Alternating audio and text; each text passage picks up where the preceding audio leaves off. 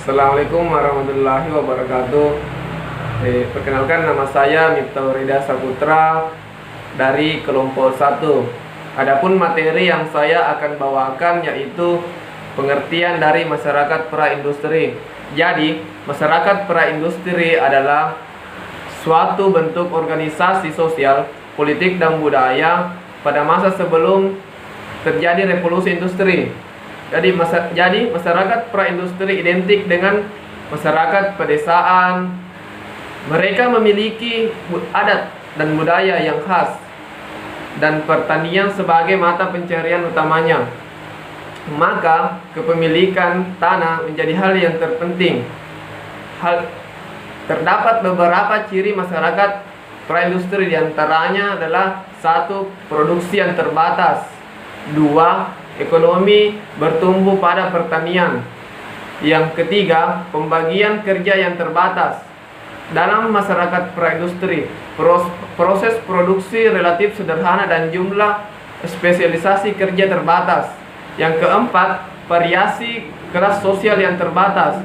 Yang kelima, masyarakat antar komunitas terbatas. Hanya sedikit yang melihat atau mengetahui keadaan di luar desanya sendiri. Yang keenam, masyarakat banyak berkembang di daerah pedesaan. Jadi, di sini masyarakat praindustri itu kebanyakan dari bentuk kesehariannya itu terbatas. Mengapa? Karena kita lihat sendiri bagaimana masyarakat di sini belum dilengkapi dengan alat-alat yang modern. Jadi itu saja yang bisa. Bismillahirrahmanirrahim. Assalamualaikum warahmatullahi wabarakatuh. Perkenalkan, nama saya Fitra Wijaya Baso dari kelompok 1, dan materi saya adalah pertanian sebagai mata pencaharian masyarakat praindustri. Pertanian adalah suatu pemanfaatan sumber daya hayati yang dilakukan oleh manusia untuk menghasilkan suatu bahan pangan, bahan baku, sumber energi, serta untuk mengelola lingkungan hidup. Jadi istilah atau sebutan petani diberikan untuk menyelenggarakan usaha tani atau bercocok tanam, seperti pada umumnya petani padi, petani ikan, petani tembakau. Iya, seperti itu. Jadi dalam usaha bertani perlu kiranya kita memerlukan pemahaman awal, termasuk untuk dalam hal pengetahuan tempat usaha, termasuk pemilihan bibit dan benih, metode pembudidayaan, pengemasan, penduduk, dan pemasaran. Adapun dua ciri-ciri penting dalam pertanian, yaitu pertama, selalu melibatkan barang dalam volume besar, dan kedua, dalam proses produksi memiliki risiko yang relatif tinggi. Ciri kedua tersebut muncul karena pertanian melibatkan makhluk dalam satu atau beberapa tahap, serta memerlukan ruang untuk kegiatan dalam jangka waktu tertentu dalam proses produksi. Ya, mungkin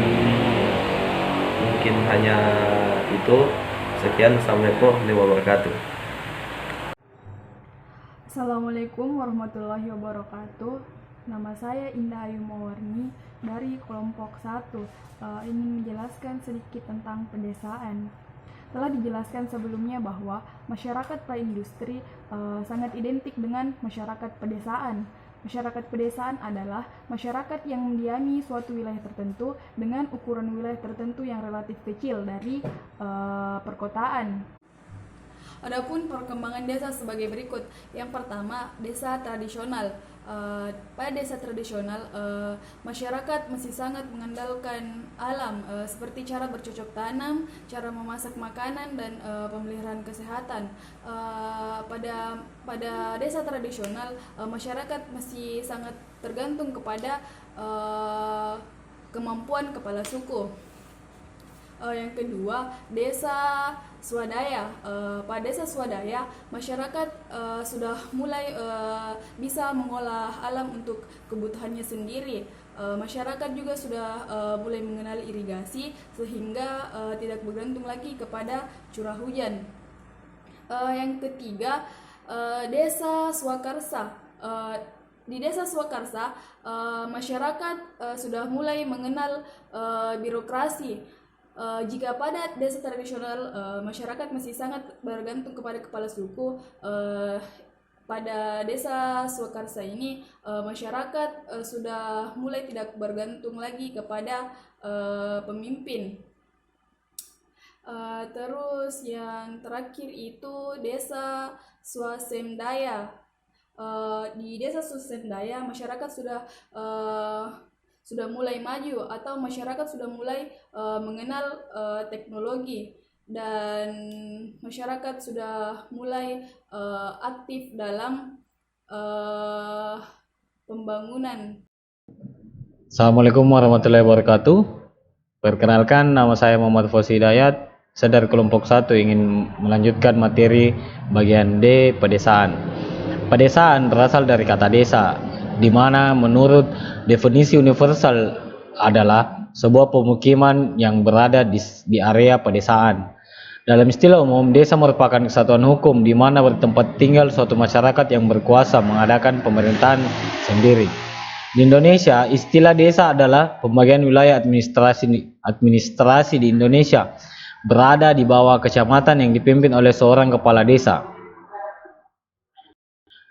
Adapun masyarakat pedesaan adalah masyarakat yang mendiami media pada suatu wilayah tertentu dengan ukuran wilayah relatif kecil dari wilayah kota. Masyarakat desa merupakan bentuk persekutuan abadi antara manusia dengan institusinya dalam suatu wilayah sebagai tempat tinggalnya, dengan rumah yang dilengkapi dengan tanah pertanian yang tersebar, dan biasanya terdapat sebuah kampung sebagai pusat kegiatan bersama.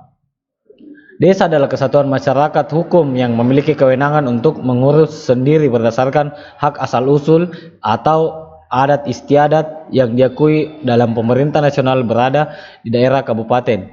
Menurut Wijaya dalam bukunya Otonomi Desa menjelaskan bahwa desa adalah sebagian kesatuan masyarakat hukum yang mempunyai susunan asli berdasarkan asal-usul yang bersifat istimewa dengan ciri-ciri sebagai berikut.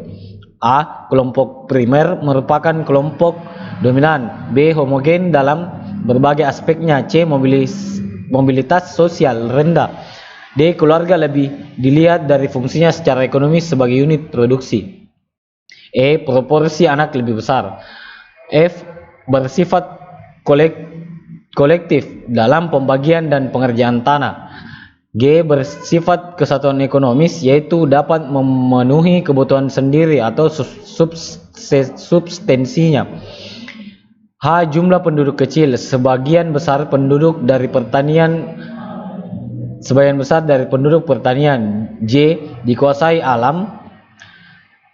Berdasarkan tipologi perbedaan desa akan mengikuti perkembangan desa mengikuti pola sebagai berikut. Yang pertama, desa tradisional. Pada masyarakat suku terasing yang masih bergantung pada alam, cara bercocok tanam, cara memasak makanan, cara pemeliharaan kesehatan, kondisi masyarakat relatif statis. Tradisional, masyarakat tergantung pada keterampilan dan kemampuan pemimpin. 2. Desa swadaya. Sudah mampu mengelola alam untuk mencukupi kebutuhan sendiri, sudah mengenal sistem iritasi sehingga tidak tergantung curah hujan. 3. Desa swakarsa. Desa atau desa peralihan sudah menuju ke arah kemajuan. Benih-benih demokrasi sudah mulai tumbuh dengan tidak bergantung pada pemimpin, di mana mobilitas sosial mulai ada baik secara vertikal maupun secara horizontal. Yang keempat, desa swasembada adalah suatu keadaan masyarakat tergolong maju karena sudah mengenal mekanisasi dan teknologi ilmiah. Partisipasi masyarakat dalam bidang pembangunan sudah efektif. Demikianlah hasil presentasi saya, lebih dan kurangnya mohon dimaafkan. Assalamualaikum warahmatullahi wabarakatuh.